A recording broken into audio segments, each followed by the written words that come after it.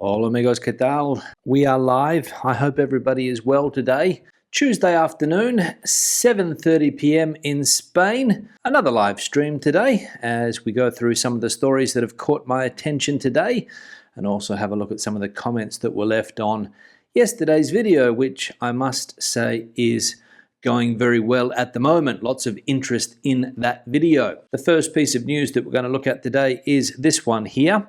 And it's about the rising prices here in Spain, just by how much some things have increased when it comes to holidays mainly, because that's what a lot of people are interested in. So we'll have a look at this one here. And as we can see, how much does a holiday cost this year? This is how much prices have risen for renting a flat, flying, or spending the day at the beach. Visiting some beach destinations this summer is now 30% more expensive than last year, and it's not just petrol, flights. And it's not just petrol. Flights, flats, hotels, and rental cars have gone up in some cases, even more than fuel prices. And we can see here that, for example, 1 week in a flat near the beach, up 34% on last year. 1 week in a hotel in the Canaries, up 25%. And a day at the beach, up 31% on last year's prices. So that gives you an idea of just how much prices have increased by when it comes to having a holiday in Spain this year. We saw in yesterday's video, and as I said, the video is done quite well. I think the headline was daylight robbery. Some people were complaining about prices increasing by 50, 60%, sometimes more in some of the coastal areas in the country. One bloke said that a meal for 4 people, the typical menú del día, I imagine, last year, 35 euros in the Canaries, this year around 50. And he also said that beer was up, a glass of beer or a caña or something like that, up from 250 to 350. So people taking advantage of the summertime and the high inflation as an excuse to increase prices, I believe. There was plenty of comment, plenty of chat. Now, second piece of news related to the festival that had a tragic end the other day down there in Cullera, Valencia. The AEMET, the weather agency in Spain, warned of a violent meteorological phenomena half an hour before the Medusa accident. The organisers of the Medusa Festival issued a communiqué last Monday night in which they reiterated once again that the events that took place at the Cullera event were unforeseeable and that at no time was a virulent phenomenon foreseen. However, the Agencia Estatal de Meteorología, the AEMET, although it is difficult to predict the time and place of the warm gales, did report half an hour before the event of a possible very violent meteorological phenomena.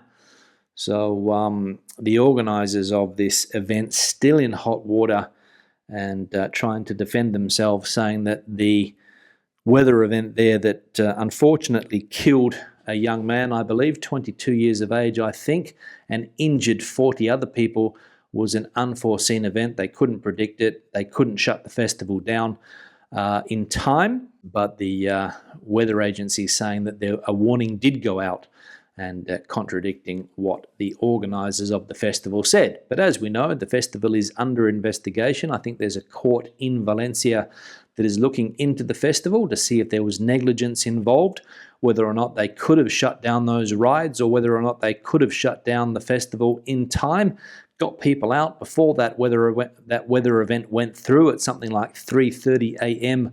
on Saturday morning, and could have saved that young man's life. That's the question. That's what they're going to try to get to the bottom of. Next piece of news. This one here today. Argentinian lifeguards rescue Spain's summer. Yellow flag on the Nova Icaria beach in Barcelona. Good weather for sailing sports, uncomfortable for swimming. A few minutes later, the first rescue of the day, Luis Rosarno, assures us that there will be more. He scans the shore for possible risky situations. There's an elderly man dunking where the waves break. A little further on, a child alone. The bathing season in the Catalan capital lasts 6 months, longer than in other enclaves on the Spanish east coast, with an influx of 10,000 people on a normal day at Nova Icaria. Rosarno is Argentinian, as are half the lifeguards on Barcelona's beaches.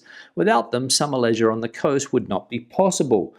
So an interesting piece of news there. I had no idea that 50% of lifeguards in Barcelona were Argentinian. What is there? A shortage of Spanish lifeguards? Not enough Spanish lifeguards going around? They have to come in from Argentina? Or are they Argentinian people that have emigrated to Spain and work upending as lifeguards? Don't know the answer to that question, but an interesting fun fact there that 50% of lifeguards in Barcelona are Argentinian.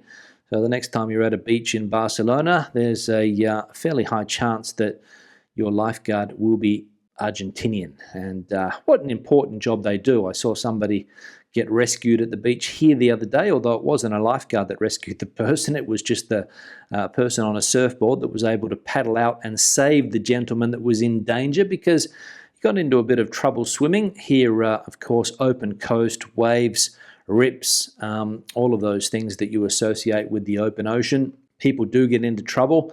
In fact, a few years ago, I had to save somebody myself that was in a bit of trouble swimming. And it's quite often, that, as I said, that you see people get into trouble swimming here. All right, the last piece of news today is this one here about the healthiest city in the world, which is apparently Valencia, according to a study.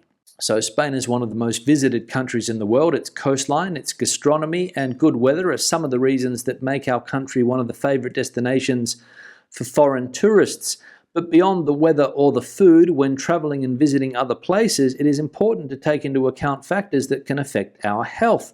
For this reason, the financial products consultancy money.co.uk has prepared a study that determines which are the 10 healthiest cities in the world, and the list is headed by the Spanish city of Valencia.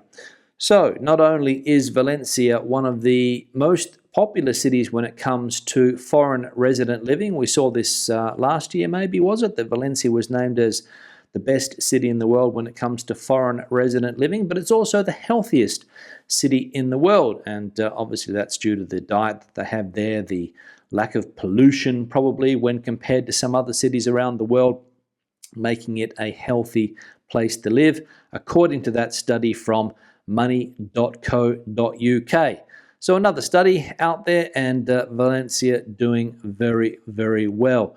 So I'm sure Valencia is high on the list of cities to live in when people are looking for a city to live in here in Spain, or in Spain, let's say, because I'm not there at the moment. But as we know, Valencia, as I said, does very well in a lot of these surveys for the quality of life that you've got down there. And not only do you have fantastic quality of life, but you also have a very healthy city as well, apparently. We'll have a look at a couple more comments from yesterday. Marilyn says, it's not getting fleeced. The bars and restaurants have to pass on some of the extra costs. It's still not expensive. Yeah, again, referring to what we mentioned yesterday about the price of some bars and restaurants putting their prices up, they have to pass on some of the extra costs. That is true, but I remember the head of the Bank of Spain a couple of months ago saying everybody in Spain has to take a hit with the high inflation. Those were his direct words. Everybody has to take a hit. So whether you are a bar or a restaurant owner, or you own another type of business in Spain, if everybody's taking a hit, then that should be the idea, or that's the idea that he was trying to put forward. But obviously it's not the case, with some places increasing their prices by 50 or 60%. Are they still cheap? Well, they're not overly expensive. If you pay 35 and then you pay 50, what does that work out to? €12.50 for a menu. If you're 4 people, it's not out of this world. People can still afford it, but it is a big increase on last year's prices. And the price of some things going up from $2.50 to $3.50. I've even read in the press that there are some parts of Spain now that are timing people for sitting on a terrace. When you sit down at a terraced area outside, the stopwatch goes on, and as soon as you finish your drink, they kick you out. So there are changes creeping in, but yeah, you're right. It's still not overly expensive, even with these increase in prices. All right, good. What else we got going on here? Next one. If Spain sorts themselves out and starts to allow the unvaccinated in without discrimination, then maybe the economy might be strengthened with the much-needed tourism. Yeah, I'm not sure what's going on with this question here, Stephen. Obviously saying that Spain would benefit if the unvaccinated were allowed in. I think it's still the rule, is it, that if you're not vaccinated against COVID, you might have trouble getting into Spain from outside the European Union. That still could be the case. To be honest, I'm not keeping up with that news anymore. But the last point that you made here, the economy might be strengthened. Spain's absolutely packed to the brim at the moment. There's no room for anybody else. So obviously, there are plenty of people enjoying a Spanish holiday this year. Local people and international people as well. So I don't really agree with the second part of your comment there, Stephen. But anyway, you are entitled to your opinion. Now, what else we got going on here? We'll have a look at one more comment from yesterday. EJ, beat the rip-off price hikes, easy.